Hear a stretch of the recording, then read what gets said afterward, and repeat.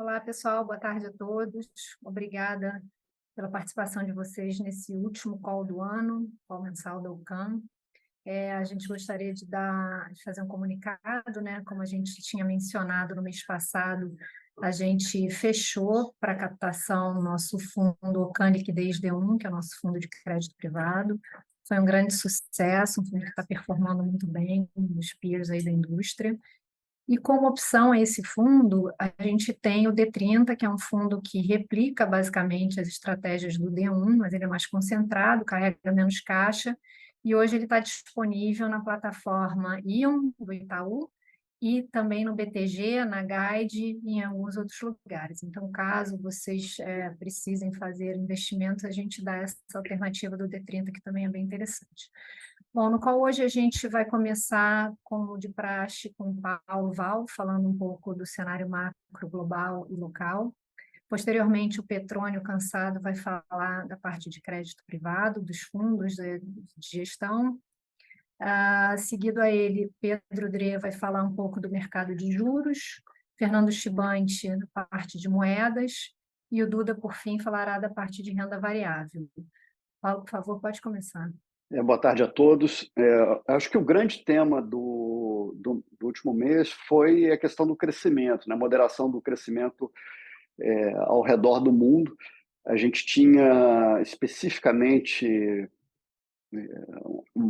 há algum tempo atrás, Estados Unidos como uma fonte de dinamismo ali de crescimento. Acho que os dados começam a mostrar uma suavização mais clara, né? O consumo vindo mais moderado e tudo. Tem as questões ali do crédito estudantil, tem também o próprio efeito cumulativo dos juros mais altos começando a afetar a economia. Então, acho que isso fica mais evidente nos dados e essa fonte de dinamismo ela arrefece um pouco. Acho que é até interessante observar que alguns membros do Banco Central americano já começam a suavizar o discurso, falam, inclusive, da possibilidade de afrouxamento monetário, no momento que o discurso oficial ainda é da possibilidade de ter que subir um pouco a mais, né? E isso ainda não está no discurso do presidente do Fed, o Powell, mas também é esperado que não esteja nesse momento. Então, a gente se aproxima da próxima reunião do Fed na verdade, daqui a 2 semanas, nesse contexto. Além disso, a gente também tem a zona do euro continuando a dar sinais mais fracos, né? Continua aquele foco muito na Alemanha como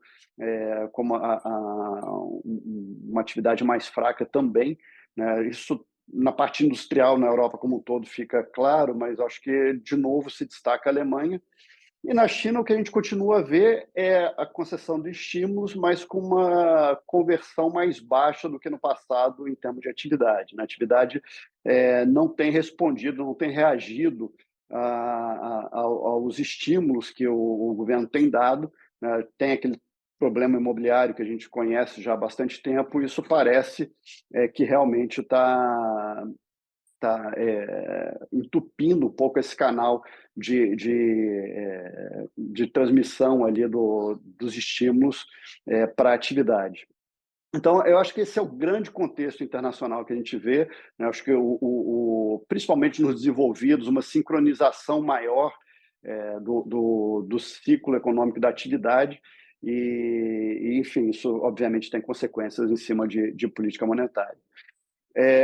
No Brasil, o que nós estamos tendo é essa mesma questão, né? A nossa atividade, ao longo do terceiro trimestre, ela veio dando sinais mais evidentes de moderação.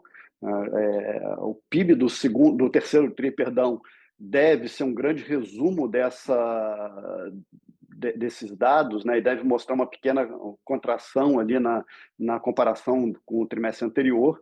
A gente vê isso na indústria, vendo nos serviços, enfim, no comércio, onde ainda está faltando aparecer essa evidência no mercado de trabalho, que ainda continua, principalmente quando a gente olha os dados do CAGED, continua muito forte, inclusive no último dado acelerou. Acho que é o único dado destoante desse quadro geral de uma atividade mais moderada, né? Ao mesmo tempo que os dados de inflação vêm com uma qualidade, tem vindo com uma qualidade mais benigna, né? Então, é um quadro que dá conforto ao Banco Central em prosseguir com o ciclo de afrouxamento monetário. Acho que a grande pedra no sapato que o Banco Central tem hoje é a questão do mercado de trabalho, junto com as expectativas de inflação. As expectativas de inflação elas cederam num primeiro momento, com a manutenção da meta e tudo, mas desde então elas têm ficado relativamente estáveis, né? As expectativas de 24 até 26, 27, elas têm ficado mais estáveis quando a gente olha o Focus, as implícitas cedendo mais. Mas e isso acho que é uma coisa que o Banco Central ainda se incomoda, né? Tanto é que ele mudou um pouco, inclusive, o tom do discurso, que falava de reancoragem parcial, e agora ele realmente fala como um objetivo a reancoragem total das expectativas. É, Dito isso, e junto também com algum ruído maior em cima de política monetária, perdão, em cima de política fiscal, a gente teve a vitória do Haddad nessa discussão da manutenção da meta. A meta foi mantida em zero para o ano que vem, a meta de superávit primário, mas a gente tem toda a dificuldade ainda em cima de um contingenciamento mais forte, ainda tem uma dificuldade de avançar com a pauta de elevação de receitas, né? E apesar da manutenção da meta, continua sem dar sinais muito fortes sobre como a gente vai chegar lá. Então, quando a gente olha essa questão como esse conjunto de informações e o processo decisório do Banco Central, o que ele tem sinalizado é que ele está confortável, por enquanto, pelo menos, com a manutenção do passo de 50, né? E por algumas reuniões, o Roberto Campos tem falado especificamente em 2 reuniões, enfim, sujeito à revisão desse passo apenas no caso de informações muito fortes em cima de alterações de cenário. Bom, acho que esse é o quadro geral que eu queria passar do cenário, e com isso eu passo para o Petrônio para falar da parte de crédito. Obrigado a todos pela presença. Vou aproveitar o cenário do Paulo, né? A gente viu um cenário mais benigno do ponto de vista de inflação, atividade mais moderada aqui no Brasil e no mundo, e no fundo isso dá sinal de continuidade de ciclo de queda de juros, né? Aqui, e talvez alguma aproximação de um início lá fora, e a consequência natural deveria ser uma maior propensão a ativos de risco. Acho que a gente viu um pouco isso aqui em algumas classes de ativo. O mercado de crédito ele é um pouco mais imune. Eu acho que quando a gente teve pioras no cenário externo, ele sofreu menos, e melhoras também um pouco menos, porque a gente vive um mercado muito local, né? Mas existe um efeito indireto. Então, o que eu acho que aconteceu no mês passado? Foi uma continuidade do que a gente já estava vendo. A gente via uma melhora do ambiente para crédito aqui no Brasil, principalmente para high grade e para empresas de crédito muito óbvio e percebidas como tal. E essa continuidade ela seria natural nesse ambiente mais benigno, né? O que a gente tem de novidade é um pouco mais de a propensão por buscar um pouco mais de taxa de algumas empresas que ainda talvez não tenham um risco tão claro assim, tem um pouco mais de alavancagem, demandam uma análise de crédito mais profunda, mas tem um risco baixo, e a gente tinha percebido isso, e foi um pouco da nossa estratégia migrar a carteira um pouco para esse tipo de papel, e a gente viu que eles tiveram um desempenho muito bom ao longo do mês de novembro. Foi um dos motivos pelos quais aqui os fundos foram bem, né? A gente teve a composição de caixa um pouco maior, né? A gente teve um desempenho muito bom, fruto da continuidade do movimento dos high grades e dessa ampliação do movimento de fechamento de spread para alguns papéis que demandam um pouco mais de análise, mas têm baixo risco. Agora, vale a pena salientar que o mercado continua muito ainda sensível principalmente para nomes que têm mais fragilidade, empresas mais alavancadas e no segmento de varejo de uma forma mais abrangente, né? Tirando o varejo talvez de alimentos, mas o varejo como um todo, que vem ainda dá sinais de continuidade de fraqueza a despeito da gente já ter começado o movimento de queda de juros no Brasil. Então, em termos de captação, a indústria continua captando bastante, o secundário está bastante líquido, e dado esse técnico todo que eu estou comentando, eu acho que a perspectiva, olhando os próximos meses, continua de um mercado de crédito forte, né? E o principal ponto para olhar, na minha avaliação, são as emissões, né? O volume de emissões. O pipeline está aumentando, já houve um aumento recente em novembro, e eu acho que a gente vê a continuidade disso nos próximos meses.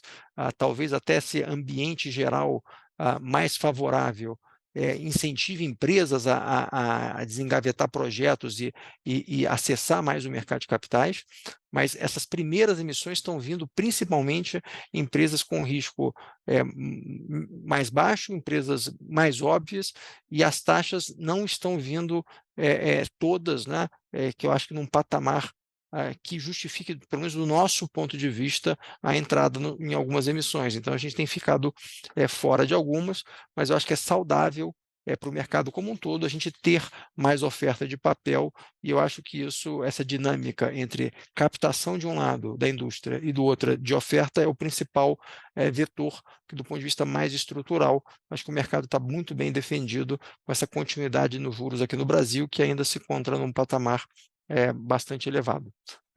Isto posto, vou salientar mais uma vez, como a Isabel já colocou, que a gente fechou o fundo D1, né? Eu acho que a gente atingiu um patamar que fazia sentido, a gente tinha avisado anteriormente, parar, né? Eu acho que um momento até propício, na final de ano, né? Para fazer essa parada, e na medida em que com os outros fundos abertos, a gente continue um movimento de captação nos outros fundos que tem prazos um pouco mais longos, a gente reavalia ao longo do tempo momentos e janelas para abrir o fundo D1 novamente, mas no momento a gente julga que é bastante oportuno realmente fechar esse produto e focar com estratégias que têm um pouco mais de prazo, que facilita um pouco também a gestão, e eu acho que o portfólio como um todo vai funcionar melhor assim. Tá? Isto posto, passo aqui a palavra para o Pedro Odré. Bom, boa tarde a todos. Vamos aqui agora para a parte macro dos multimercados. Um comentário de performance: o retorno absoluto no mês de novembro teve uma rentabilidade de 4 bases negativo, ante um CDI de 0,92, acumulando 0,84 no ano, ante um CDI de 12,04. A atribuição de performance teve a parte macro contribuindo com 10 bases positivo e a parte de equities contribuindo com 90 bases negativo.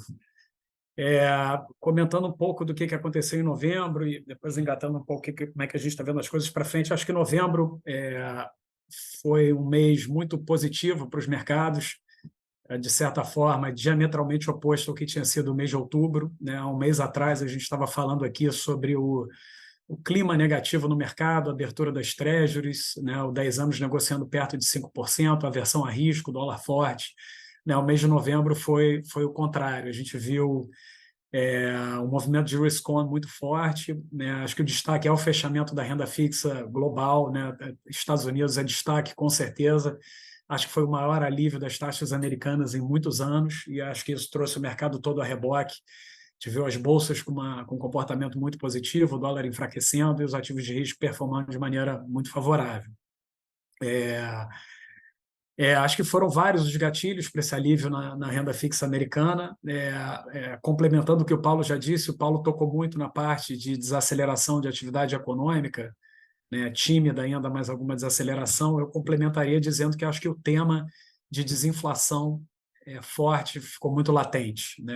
Eu acho que é o que ficou assim no centro das atenções. A gente viu diversas divulgações de inflação muito favoráveis, muito baixas. Então, o processo de desinflação, né, a inflação fez aqueles raios muito fortes, esse processo de desinflação está acontecendo de maneira mais rápida do que todo mundo imaginava em diversos países. O Brasil, aqui a gente fala muitas vezes, o qualitativo muito bom, Estados Unidos está desinflacionando de maneira rápida, a Europa é muito intenso. Então, quando você pensa nesse par ordenado, atividade econômica e inflação, a taxa de sacrifício que está tendo que haver na atividade econômica para você aliviar a inflação está muito pequena, né? Então, o mercado está comprando essa narrativa de soft landing. Então, desinflação é um dos motivos para explicar esse alívio na renda fixa americana e no resto do mundo.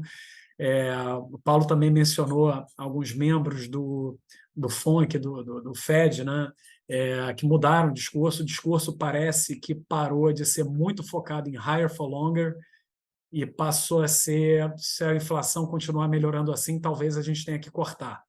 Então, a palavra corte começou a aparecer em alguns discursos, o que é uma novidade muito grande. Antes de você falar de corte, era quase um palavrão, né? Por mais que você fale na negativa, eu acho que essa palavra estar presente no discurso é uma grande mudança na postura dos bancos centrais. Então, acho que esse foi um impulso. Outra característica técnica muito importante foi a mudança de postura do Tesouro americano, que se mostrou sensível ao sell-off dos mercados. Então, no planejamento trimestral do Treasury americano, a Yellen, né, sob o comando da Yellen, ela tirou um pouco o pé dos prazos mais longos, aliviou bem, do ponto de vista de pressão no mercado, a postura. Então, acho que o mercado reagiu a isso.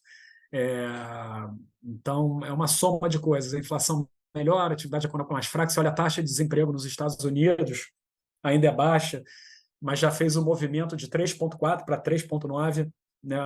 É tímido, mas assim, e qualitativamente o mercado de trabalho, a despeito do jobless está num patamar muito baixo, você já consegue observar algum arrefecimento no mercado de trabalho. Então, as coisas estão acontecendo na direção desejada, ainda tem muita água fria para sair pela tubulação, a defasagem os lags da política monetária, ainda tem o Powell mesmo falou no discurso hoje que ainda tem um lag muito grande para bater do aperto monetário, para bater na economia.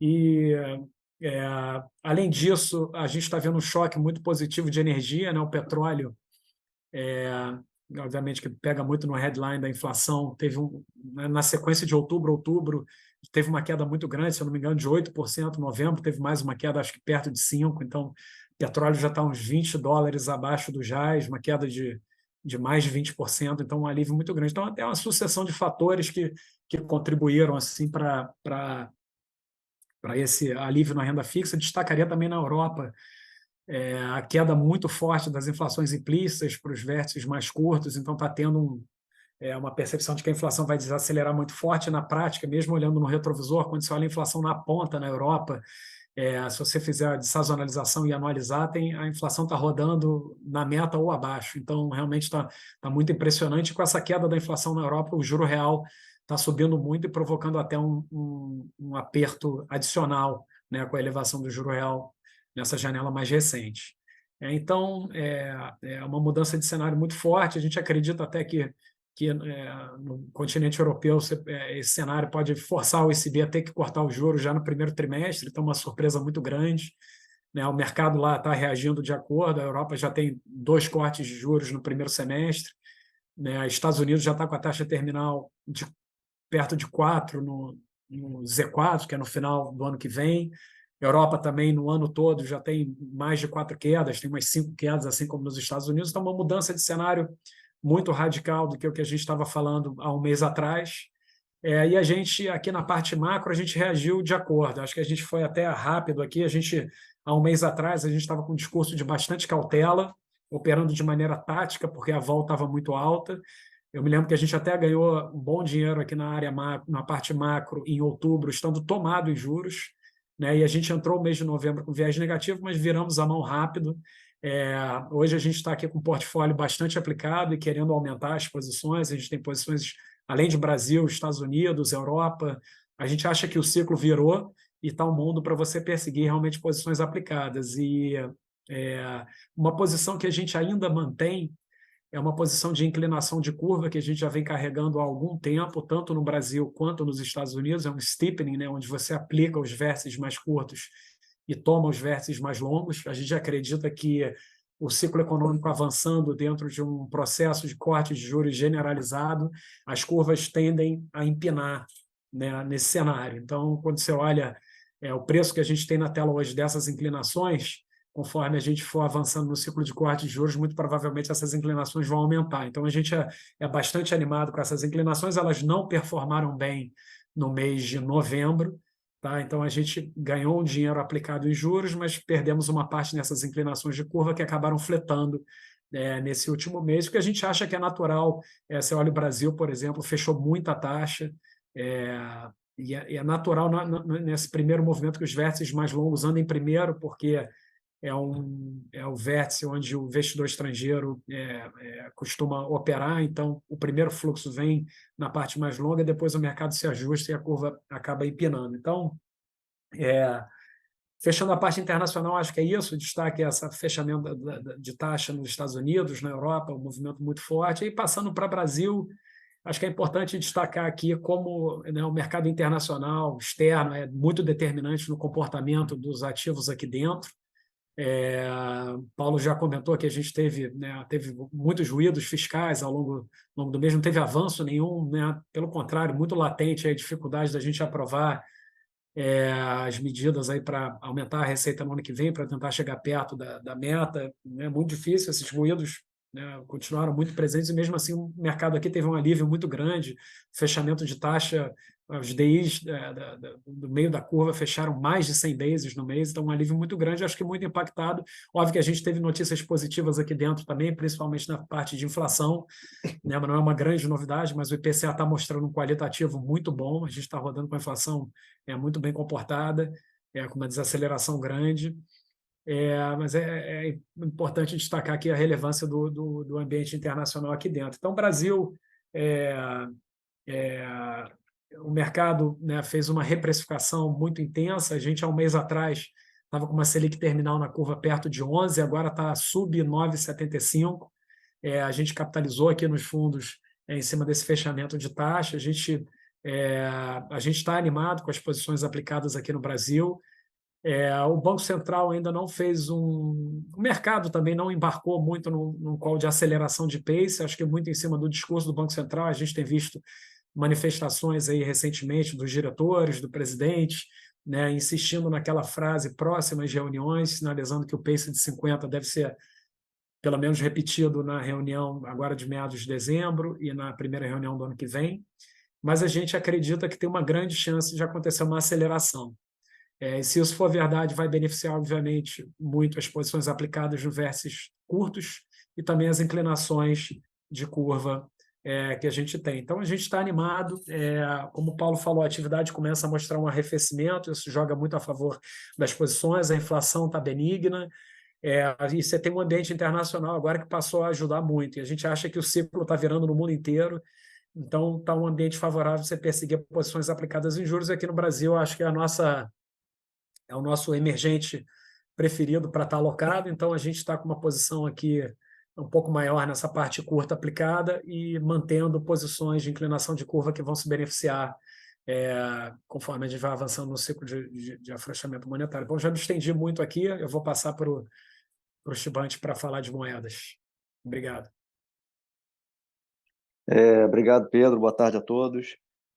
Bom, o mês de novembro acabou sendo um mês bastante negativo para o dólar.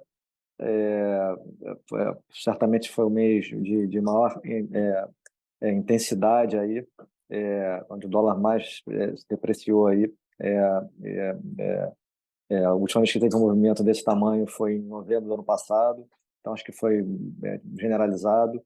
Acho que os motivos já foram mencionados aqui, está muito claro, assim, a gente já tinha mencionado isso no final de outubro, né, a gente já havia disposição aí de alguns membros do Fed em parar de subir os juros ao longo desse mês, né, como o Pedro já comentou, ficou bastante latente essa mudança de discurso, né, para um lado mais dovish.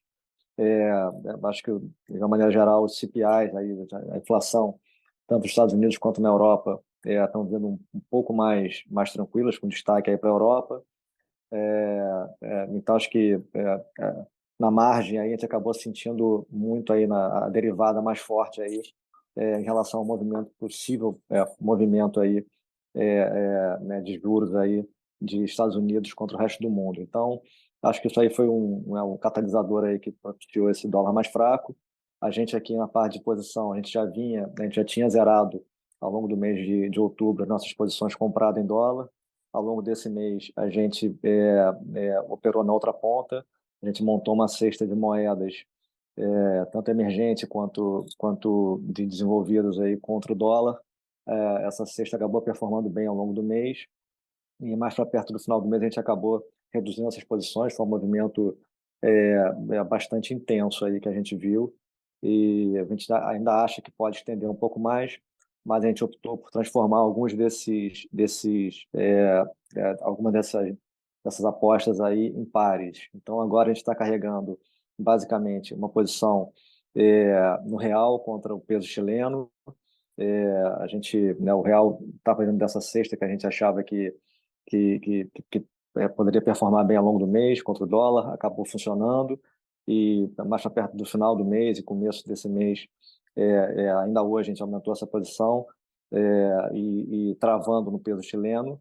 A gente acha que é um cross aí que fica um pouco mais defendido para essa questão, com eventual aceleração aí de pace, de corte aqui no Banco Central, por parte do Banco Central. A gente acha que existe a possibilidade também de existir essa aceleração. Aí o mercado está dividido entre 50 e 75 vezes de corte, aí seria uma aceleração no caso do Chile também.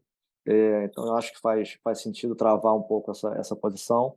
E aqui outra posição que a gente gosta bastante, aumentou recentemente, foi uma posição comprada no IEM e short no euro. A gente acha que, né, os números mais fracos aí de Europa, né, e os comentários mais recentes também aí, por conta aí de membros do ECB, a gente acha que pode ter um movimento, talvez aí uma antecipação, e já um movimento mais forte aí de corte de juros, talvez já no primeiro trimestre do ano que vem na Europa, poderia fazer o euro sentir. Em contrapartida, eu acho que na margem aí a gente continua vendo números de inflação no Japão que continuam vindo ainda mais para a banda de cima, mais para perto de 4%, e que eventualmente aí, ao longo dos próximos meses aí, a gente pode ver uma normalização na política monetária aí, por conta do Banco do Japão.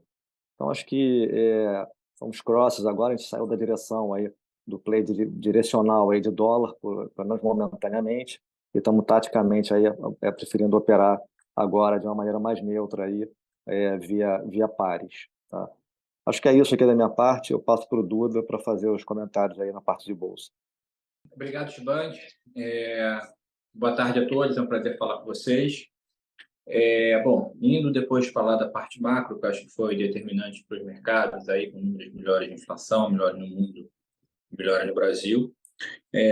O destaque foi a forte alta das bolsas, né? As bolsas subiram 12,5% no Brasil, 9% no S&P e até acima de 10% no Nasdaq. Destaque aqui foram os fundos de ações, né, que acompanharam a alta, mas os multimercados não conseguiram, tiveram uma perda depois de ter ganho em novembro, mesmo com um cenário mais desafiador nos mercados, porque a gente estava perseguindo fazer de forma mais assertiva, ainda com um viés mais positivo, tanto globalmente quanto aqui. Então estava 66% redeado, mas a alta forte do mês de novembro gerou algumas perdas na nossa carteira vendida, na qual a gente neutralizou, principalmente os setores de consumo e basic materials. Então, isso não deixou a gente nada satisfeito, lógico, né, porque teve um movimento alto, mas a gente ajustou. A gente também, o retorno absoluto estava próximo de 40% comprado e 28% vendido, uns 2/3 redeado. A gente adaptou isso mais ou menos para estar 32%, 35% comprado e 22% vendido, ou seja, mais próximo de 60% redeado e baixando essas posições um pouco, tá? Bom, começando pelo setor externo, a gente continua achando os Estados Unidos, setor de tecnologia, o melhor setor para estar investido. Isso funcionou no mês de novembro, a gente teve ganho na nossa carteira offshore. A gente até aumentou as posições no início de novembro em alguns setores algumas empresas de tecnologia, mas dada a performance positiva, a gente até realizou um pouco desses ganhos. Também explica um pouco da diminuição da posição comprada como um todo, né? A gente, de qualquer forma, acha que continua um cenário provavelmente favorável para a Bolsa, então a gente vai continuar provavelmente perseguindo essa posição comprada. No book de commodities, inclusive a gente desenvolveu um outro time aqui, e a gente está tendo sucesso também, a gente explorou bem, a principal fonte de sucesso foi uma compra em empresa de urânio, que se valorizou sobremaneira.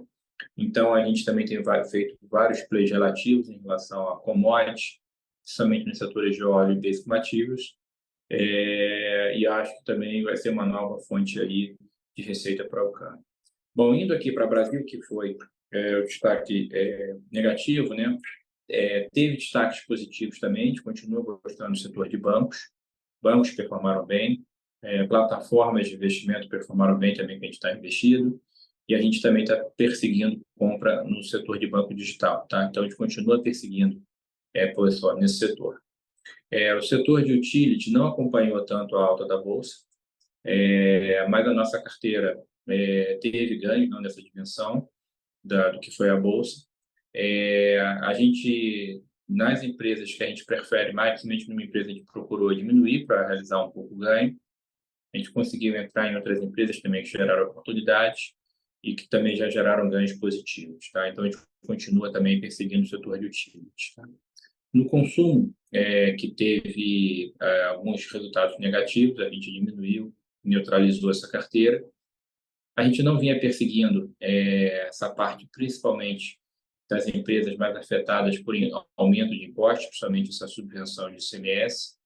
É uma volatilidade enorme e uma incerteza exatamente qual vai ser o outcome. Apesar de que a gente acha que algumas empresas estão descontadas na Bolsa, a gente prefere ficar de fora, de novo, na nossa cabeça de ter uma carteira mais assertiva, tá? Então, tem um grau de imponderável bastante grande nessas posições, tá? No setor de saúde, a gente continua com posições relativas, mas também a gente diminuiu na parte de venda nessas posições, tá? Eu acho que os destaques basicamente são essas.